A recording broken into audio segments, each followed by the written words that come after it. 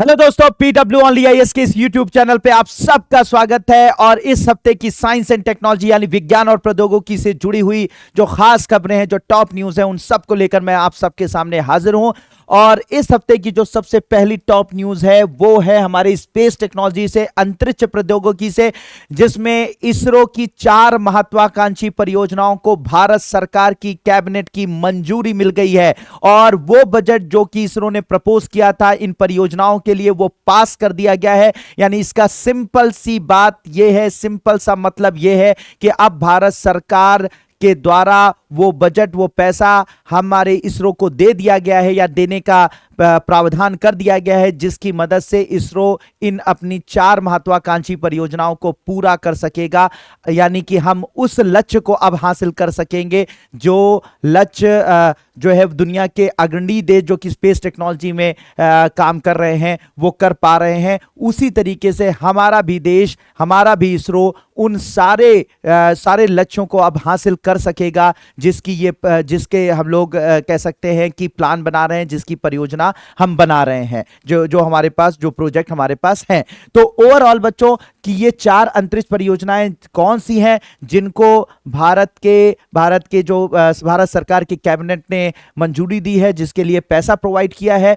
तो यहां पर सबसे बड़ी बात यह है कि जो सबसे पहली परियोजना है वो है चंद्रयान 4 मिशन। देखिए, अभी तक हम लोगों ने चंद्रयान 1, चंद्रयान 2, चंद्रयान 3 मिशन भेजा था। अब हम चंद्रयान 4 मिशन भेजने जा रहे हैं। ये चंद्रयान 4 मिशन की अगर बात की जाएगी बच्चों, तो ये 2027 में भेजने का प्लान किया जा रहा है। लगभग 36 महीने की अवधि के अंदर इसको भेजा जाएगा, चंद्रयान 4 मिशन को 2027 में। और इसके लिए भारत सरकार ने जो प्रोजेक्ट, जो पैसा, जो मंजूरी दी है वो 2014 करोड़ रुपए दिया है। 2014 करोड़ रुपए दिया है। और अगर मैं आपको बताऊं, थोड़ा शॉर्ट में बताऊं, तो जैसे चंद्रयान 1 था, ठीक है, जो चंद्रयान 1 था बच्चों, चंद्रयान 1 एक ऑर्बिटर मिशन था जो मून की आपके जो हमारा चंद्रमा है उस चंद्रमा की ऑर्बिट में पहुंचा। चंद्रमा की ऑर्बिट में यानी उसकी कक्षा में पहुंचा, उसकी कक्षा में उसने चक्कर लगाए और चंद्रमा के बारे में बहुत सारी जानकारियां हमें भेजी। तो ये चंद्रयान 1 भेजा गया था। फिर इसके बाद चंद्रयान 2 भेजा गया। चंद्रयान 2 की अगर बात की जाए तो ये ऑर्बिटर मिशन भी था, यानी कि चंद्रमा के चारों तरफ ये चक्कर भी लगाने वाला मिशन था। साथ ही साथ हमारा लक्ष्य था कि चंद्रमा की सतह पर हम उतरें और वहां पर अपने रोबोट को चलाएं। तो ये ऑर्बिटर मिशन भी था, लैंडर मिशन भी था और रोवर मिशन भी था। लेकिन ऑर्बिटर मिशन तो सक्सेसफुल हो गया, लेकिन लैंडर और रोवर मिशन यानी उसकी सतह पर, चंद्रमा की सतह पर उतरने की जो हमारी योजना थी वो असफल हो गई थी चंद्रयान 2 में। फिर हमने इस चंद्रमा की सतह पर लैंड करने की योजना बनाई चंद्रयान 3 के द्वारा, जहां पर हम सफलतापूर्वक चंद्रमा की सतह पर उतर पाए, लैंड कर पाए और साथ ही साथ वहां पर अपना रोवर यानी अपना एक रोबोट जो है वहां की सतह पर चला भी पाए।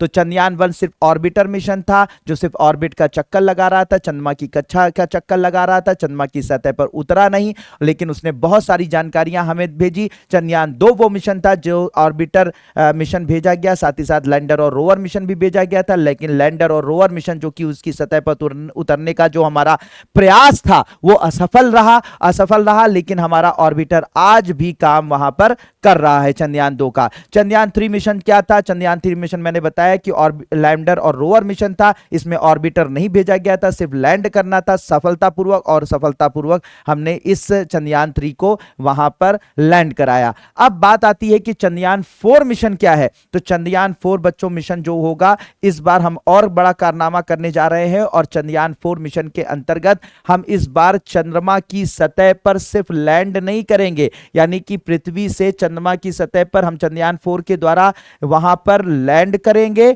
और लैंड करने के बाद वहां के मिट्टी के नमूने इकट्ठा करेंगे और मिट्टी के नमूने इकट्ठा करके वापस हम पृथ्वी पर वापस आ जाएंगे। तो इस बार हमारा चंद्रयान 4 मिशन जो है वो जाना भी है चंद्रमा की सतह पर, चंद्रमा की सतह पर लैंड भी करना है, वहां से वहां के मिट्टी के, वहां के पत्थर के नमूनों को इकट्ठा करना है और फिर उसको लेकर पृथ्वी पर वापस भी आना है। यह बड़ा चैलेंजिंग मिशन होगा, लेकिन यह मिशन हम करने जा रहे हैं 2027 में। तो चंद्रयान 4 मिशन हमारा रिटर्न मिशन भी होगा। और अगर इसी तरीके से हम चंद्रयान मिशन करते रहे, जिस तरह से हम लोग सफलता अर्जित करते चले जा रहे हैं, तो हमारा लक्ष्य क्या है? लक्ष्य यह है कि 2040 तक हम चंद्रमा पर अपने अंतरिक्ष यात्रियों को उतारने की परियोजना बना रहे हैं। यानी 2040 तक हम चंद्रमा की सतह पर अपने भारतीय अंतरिक्ष यात्रियों को चंद्रमा की सतह पर उतारने का प्लान बना रहे हैं, और हम उतार देंगे अगर ये सारे के सारे जो आगे वाले मिशन हैं वो सफल हो जाते हैं।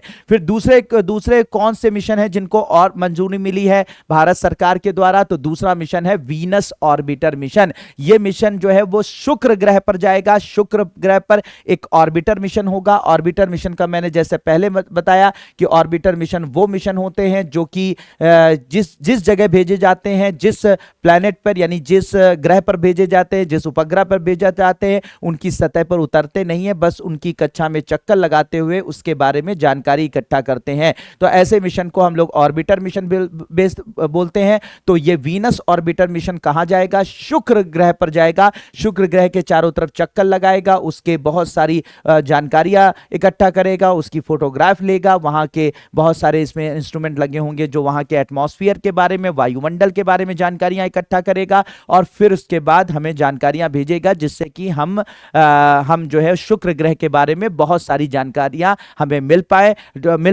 अब भाई बात यह है कि वहां पर जो है ये जो जानकारियां वहां पर इकट्ठा की जाएंगी, उससे फायदा क्या होगा? उससे फायदा यह होगा कि वहां पर जो माना जाता है कि वहां का जो वायुमंडल है वो बड़ा अम्लीय है, अम्लीय वायुमंडल पाया जाता है। तो उसके कारण क्या रहे हैं कि ऐसा तो नहीं हो जाएगा कि कल भविष्य में यही हाल पृथ्वी का भी हो सकता है, ठीक है? क्योंकि कभी माना जाता है कि जो शुक्र ग्रह था वो पृथ्वी जैसा था, क्योंकि काफी कुछ उसके बीच में सिमिलरिटी यानी कि काफी समानताएं पृथ्वी जैसी हैं। लेकिन आज वहां पर अम्लीय वर्षा होती है, आज वहां पर जो है अम्ल के बादल उठते हैं, वहां पे एसिड के बादल बनते हैं। तो आखिर क्या कारण रहा है, कैसे वो वहां पर ये सब चेंजेस आए, तो उनके बारे में अध्ययन हमें करने को मिलेगा हमारे शुक्र मिशन के थ्रू। और उसके बाद उस जानकारी का हम उपयोग जो है वो भविष्य के मिशन और या पृथ्वी को भविष्य में पृथ्वी को बचाने के लिए कर सकते हैं। तो ये जो मिशन है, शुक्र मिशन है, ये 2028 में संभावित है। 2028 में इसको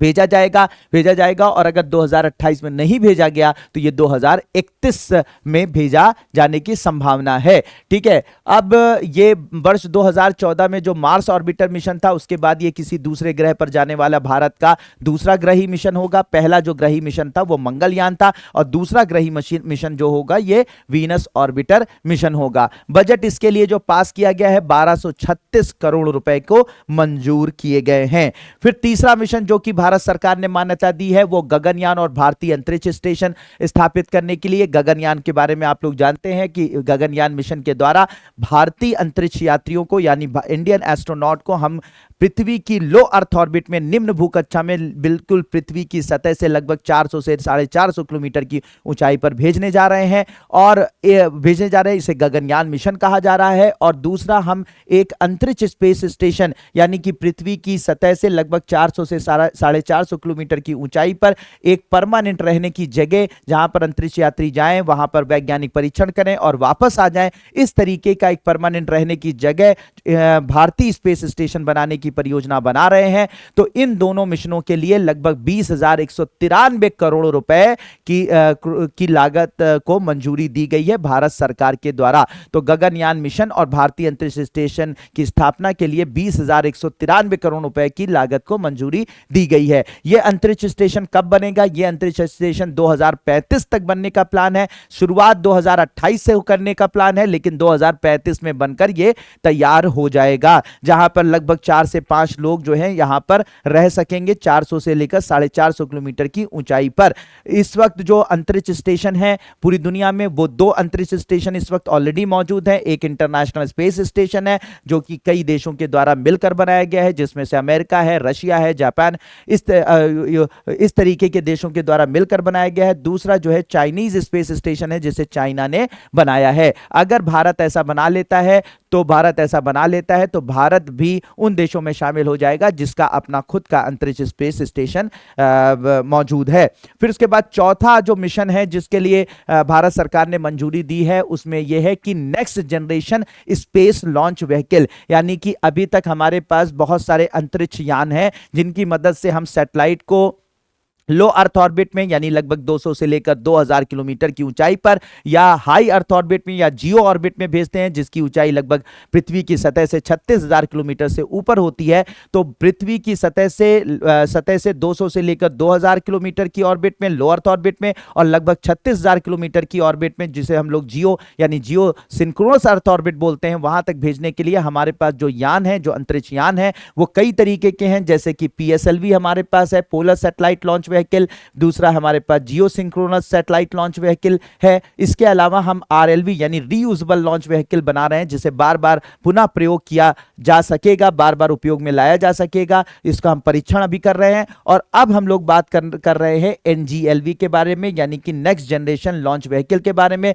जिसको बनाने की परियोजना के लिए यह बजट दिया गया है। यह बजट कितना दिया गया है? 8,239 करोड़ रुपए दिया गया है। तो अब भाई ये जो नेक्स्ट जनरेशन लॉन्च व्हीकल होगा, इसकी खास बात क्या होगी? देखिए, हमारे यहां सबसे भारी सैटेलाइट को ले जाने वाली जो ताकत है वो GSLV MK3 के पास या LVM-3 के पास है, जो LVM-3 के पास है, जो कि पृथ्वी के लो अर्थ ऑर्बिट यानी 200 से लेकर 2000 किलोमीटर की ऑर्बिट में लगभग 8000 किलोग्राम के सैटेलाइट को, ठीक है, लगभग 8000 किलोग्राम के सैटेलाइट को ले जा सकता है। ठीक है, लगभग 8000 किलोग्राम के सैटेलाइट को ले जा सकता है। और जियो में यानी जो 36,000 किलोमीटर की ऑर्बिट में यानी कक्षा में लगभग जो है ये लगभग 4000 से 5000 किलोग्राम के सैटेलाइट को ले जा सकता है। लेकिन जो हम लोग NGLV की बनाने की बात कर रहे हैं, जिसके लिए हम अभी ये प्रोजेक्ट, ये पैसा दिया गया है गवर्नमेंट के द्वारा, ये जो है लगभग 10 टन यानी कि लगभग 10,000 किलोग्राम के सैटेलाइट को, ठीक है, 10,000 किलोग्राम के सैटेलाइट को, जो अभी तक हमारी जो क्षमता है मैक्सिमम 8,000 किलोग्राम से, इसको बढ़ाकर 30 टन करने का प्लान है। 30 टन करने का प्लान का मतलब 30,000 किलोग्राम के सैटेलाइट को, लगभग 30,000 किलोग्राम के सैटेलाइट को ये ले जा सकता है। तो अभी जो हमारी क्षमता है वो लगभग 8,000 किलोग्राम की क्षमता है लो अर्थ ऑर्बिट में, 8 से 10,000 किलोग्राम की क्षमता है लो अर्थ ऑर्बिट में सैटेलाइट को भेजने के लिए। और वो क्षमता वाला सैटेलाइट लॉन्च व्हीकल कौन सा है? LVM-3 है। लेकिन जब हम लोग NGLV बनाएंगे तो NGLV की मदद से हम 30,000 किलोग्राम के सैटेलाइट को, लगभग 30 टन के सैटेलाइट को जो है वो हम लो अर्थ ऑर्बिट में डाल सकेंगे। तो ये प्लान है और इसके लिए गवर्नमेंट ने हमें अप्रूवल दे दिया है, हमें पैसे दे दिए हैं। तो होप ये बात आपको समझ में आ गई होगी। ये बात समझ में आ गई होगी। दूसरी न्यूज पर हम लोग बढ़ते हैं बच्चों। तो दूसरी न्यूज है, भारत में 56 नए डॉपलर मौसम रडार को मंजूरी दे दी गई है। यानी कि कुल मिलाकर हम अगले कुछ सालों के अंदर केंद्रीय पृथ्वी विज्ञान मंत्रालय के अनुसार देश में अगले कुछ वर्षों में 56 अतिरिक्त डॉपलर मौसम रडार शुरू किए जाएंगे। अब ये जो डॉपलर रडार का मतलब होता है रेडियो डिटेक्शन एंड रेंजिंग। क्या होता है इसका full form? Radio detection and ranging. Radar का जो फुल फॉर्म होता है वो क्या फुल फॉर्म होता है? Radio detection and ranging. और रडार जो है वो रेडियो तरंगों के आधार पर काम करता है, यानी इसमें रेडियो तरंगें निकलती हैं और ये रेडियो तरंगें क्या करती हैं? किसी भी ऑब्जेक्ट से, किसी भी वस्तु से टकराती हैं। मान लीजिए कि ये मान लीजिए रडार है, तो रडार से निकलने वाली रेडियो तरंगें किसी भी ऑब्जेक्ट से टकराती हैं, टकराकर वापस आती हैं। तो टकराने में मतलब वहां उस ऑब्जेक्ट तक रेडियो तरंगों के जाने और आने में लगे समय को, ठीक है, यानी कि वो जाती हैं, टकराती हैं, वापस आती हैं, तो आने यहां से भेजे और रेडियो तरंगों को जब भेजा जाता है रडार के द्वारा तो उससे यहां से जाने, फिर वहां से टकराकर वापस आने में लगे समय को कैलकुलेट करके उस ऑब्जेक्ट की स्थिति का पता लगाया जाता है, उस वस्तु की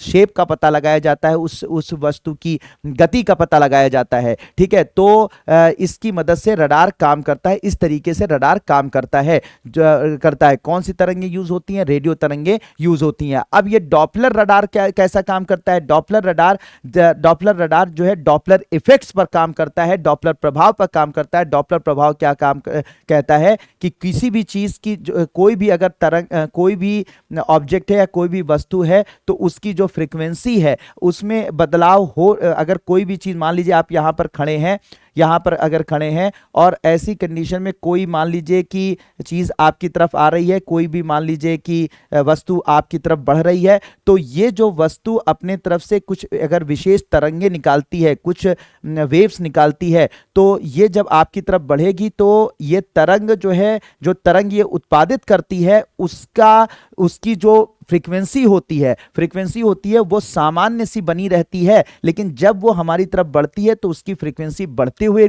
प्रतीत होती है। हमें आभास ऐसा होता है कि कोई चीज हमारी तरफ आ रही है तो उसकी फ्रीक्वेंसी हमें बढ़ती हुई प्रतीत होती है, और जब कोई वस्तु हमसे दूर जा रही है तो उसकी फ्रीक्वेंसी हमें घटती हुई प्रतीत होती है, जबकि फ्रीक्वेंसी में असल में कोई बदलाव होता नहीं है। वास्तविक रूप से कोई फ्रीक्वेंसी में बदलाव होता नहीं है, आवृत्ति में कोई बदलाव होता नहीं है, लेकिन वो हमारी तरफ जब बढ़ती है तो उसकी आवृत्ति बढ़ती हुई, और हमसे दूर जब जाती है तो उसकी आवृत्ति घटती हुई प्रतीत होती है। तो इसी को डॉपलर प्रभाव कहते हैं। जैसे कि आप कहीं पर खड़े हैं और आपकी तरफ स्टेशन पर खड़े हैं, और स्टेशन पर जब आप खड़े हैं तो एक ट्रेन आपकी तरफ बढ़ रही है, तो ट्रेन तो अपनी सीटी जो दे रही है वो एक ही आवृत्ति से दे रही है, आवृत्ति में वो बदलाव नहीं कर रही है, लेकिन जब ट्रेन हमारे करीब आती जाती है, यानी हमारे और ट्रेन के बीच में जब दूरी कम होती जाती है, तो ऐसी कंडीशन में वो अपने जो सीटी वो निकाल रही है उसकी आवृत्ति में बदलाव वो कर नहीं रही है, लेकिन उसके बावजूद भी जब ट्रेन हमारी तरफ बढ़ती है तो उसकी सीटी की आवाज हमें तेज तेज तेज तेज और तेज सुनाई देना शुरू हो जाती है, क्योंकि हमारे और उसके बीच में दूरी घट रही है। और जब वो हमसे दूर जाती है तो वो एक ही आवृत्ति से आवाज को निकालती है, लेकिन उसके बावजूद भी जब हमसे दूर जाती है तो उसकी आवृत्ति घटती घटती घटती और घटती हुई नजर आती है। तो ये जो प्रभाव होता है जो कि वास्तविक नहीं आभासी होता है, लगता है कि आवृत्ति बढ़ रही है आते वक्त और जाते वक्त आवृत्ति घट रही है, तो ये जो आभास होता है इसे ही हम लोग डॉपलर प्रभाव के नाम से जानते हैं। तो असल में ये जो रडार होगा, ये जो विशेष रडार होगा जिसे डॉपलर रडार बोलते हैं, ये डॉपलर मौसम रडार क्या काम करेगा, किसी भी जो वायुमंडलीय जो घटनाएं होती होंगी उनकी आवृत्तियों में होने वाले बदलाव, ठीक है, उनकी जो आवृत्तियों में होने वाले बदलाव, उनकी घटती या बढ़ती आवृत्ति के बेस पर, के आधार पर इस बात का अंदाजा लगाएगा कि वास्तविक समय पर वर्षा कैसे हो रही है, कितनी तेजी से हो रही है, इसके अलावा बादल का किस प्रकार निर्माण हो रहा है, इसके अलावा आंधी आने की क्या संभावना है, इसके अलावा जो आपकी बिजली गिरती है मौसम के, जब बहुत खराब मौसम होता है तो ये बिजली कैसे गिर रही है, कहां पर गिरी, उसका क्या प्रभाव हो सकता है, कहां पर गिरने की संभावना है, इस बात का पता लगाएगा। तो भारत में 56 नए डॉपलर मौसम रडार लगाए जाएंगे जो क्या करेंगे, मौसम के बारे में हमें विशेष जानकारी देंगे, वर्षा के बारे में विशेष जानकारी देंगे, बादल निर्माण, आंधी, इन सब के बारे में हमें विशेष जानकारी देंगे। और ये किस पर आधारित होंगे, ये रडार किस पर आधारित होगा, किस पर आधारित होगा, डॉपलर प्रभाव पर आधारित ये रडार होगा जिसे डॉपलर मौसम रडार कहा जा रहा है। तो होप मेरे प्यारे बच्चों ये बात आप लोगों को समझ में आ गई होगी। ठीक है, तो अब तीसरी न्यूज पर हम लोग चलते हैं जो इंपॉर्टेंट है कि वैज्ञानिक और तकनीकी शब्दावली आयोग, भारत में ये वैज्ञानिक और तकनीकी शब्दावली आयोग है जो क्या करता है कि हमारे देश में जो भी तकनीकी टर्म्स होते हैं, टेक्निकल टर्म्स होते हैं जो ज्यादातर इंग्लिश में होते हैं, ठीक है, तो जो भी साइंटिफिक टर्म्स होते हैं, साइंटिफिक जो टेक्निकल टर्म्स होते हैं जो ज्यादातर इंग्लिश में होते हैं, उनको ये भारत की विभिन्न प्रकार की भाषाओं में बदलने का काम करता है, यानी कि उसको ट्रांसलेट करने का काम करता है, उसको परिवर्तित करने का काम करता है, जिससे कि साइंटिफिक और टेक्निकल जो शब्द होते हैं, जो वैज्ञानिक और तकनीकी शब्द होते हैं, उनकी जानकारी जो है वो आम जन तक पहुंच पाए, यानी जो हमारे जो आम भाषाएं भारत में बोली जाती हैं, चाहे वो हिंदी हो या तमिल हो या कोई हो, उन भाषाओं में उन टेक्निकल टर्म्स को वहां के लोग जो है वो आम बोलचाल की भाषा में उसे समझ पाएं। ठीक है, तो उसके लिए ये वैज्ञानिक और तकनीकी शब्दावली आयोग गठित किया गया था। तो अब ये चर्चा में क्यों है? चर्चा में इसलिए है क्योंकि वैज्ञानिक और तकनीकी शब्दावली आयोग यानी commission for scientific and technical terminology CSTT ने, ठीक है, एक अनूठी वेबसाइट लॉन्च की है जो सभी 22 आधिकारिक भारतीय भाषाओं में तकनीकी शब्द उपलब्ध कराती है। भारत की 22 आधिकारिक भारतीय भाषाओं में इन सारे टेक्निकल जो टर्म्स होते हैं, साइंटिफिक टर्म्स होते हैं, उनको ट्रांसलेट करके अवेलेबल कराती है। तो आप इन टेक्निकल टर्म्स को अपने भाषा में इसको समझ सकते हैं, जान सकते हैं, जो कि आप अक्सर जो है वो सिर्फ इंग्लिश में ही रहते हैं। वैज्ञानिक और तकनीकी शब्दावली आयोग के बारे में अगर बात की जाए तो इसकी स्थापना 1960 में हुई थी। भारत के संविधान के अनुच्छेद 344 के खंड 4 के तहत स्थापित किया गया था। उद्देश्य क्या था? हिंदी एवं सभी भारतीय भाषाओं में वैज्ञानिक एवं तकनीकी शब्दों का विकास एवं परिभाषा करना। तत्वाधान शिक्षा मंत्रालय के द्वारा यह किया गया है भारत सरकार के, और मुख्यालय नई दिल्ली है। तो ये कुछ टॉप न्यूज थी, बहुत ज्यादा चर्चा में ये इस तरीके की वेबसाइट है जिस पर ये commission for scientific and technical terminology की, तो कुछ ये हम इस हफ्ते की वो टॉप न्यूज़ थी जो साइंस एंड टेक्नोलॉजी से जुड़ी हुई थी, जो काफ़ी चर्चा में रही, जिसको मैंने पूरी तरीके से यहाँ पर डिस्कस करने की कोशिश की। आप लोगों को होप कि आपने इसको एंजॉय किया होगा, समझा होगा, जाना होगा। तो थैंक यू सो मच आपके ज्वाइन करने के लिए, और may God bless you all. खुश रहिए, आबाद रहिए। फिर मिलते हैं नेक्स्ट हफ्ते में next top news science and technology की लेकर। थैंक यू सो मच बच्चों।